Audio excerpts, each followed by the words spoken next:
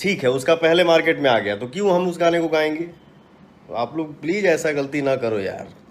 हर बात हर दिन एक नया मुद्दा, हर दिन एक नया मुद्दा, ये क्या चल रहा है हमारे भोजपुरी इंडस्ट्री में, कुछ समझ में नहीं आ रहा है। नेक्स्ट गाना हमार 2-3 दिन में आ रहल बा। देखिए क्या है, जो गलत है सो गलत है भैया, गलती केहू से हो जाला। क्या है कि हर चीज़ को आदमी देख सुन नहीं पाता है, लेकिन इधर बीच गाना ये रिलीज हुआ और गीतकार भाई हमारे जो भी हैं, तो प्लीज़ आप लोगों से हाथ जोड़ के विनती है कि आप लोग किसी भी सिंगर का गाया हुआ गाना, ठीक है अगर आपसे मेरी बातचीत हुई, आपने बोला कि भैया मेरा लिखा हुआ है लीक आउट हो गया, तो वो लीक आउट हो गया या कुछ भी हो गया, जो भी प्रॉब्लम हो आप लोग पहले बता दीजिए कि ऐसी ऐसी बातें हैं। हो गया तो ठीक है, उसका पहले मार्केट में आ गया तो क्यों हम उस गाने को गाएंगे?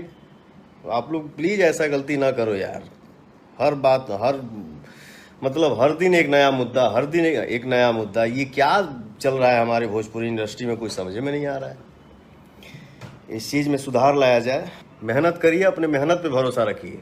आप मेहनत करेंगे, अपने माता पिता का सेवा करेंगे तो भगवान आपको ज़रूर फल देंगे, आप ज़रूर एक दिन स्टार बनेंगे। आप सबके प्यार है, आप सबके आशीर्वाद है कि आदमी खुश रहता है।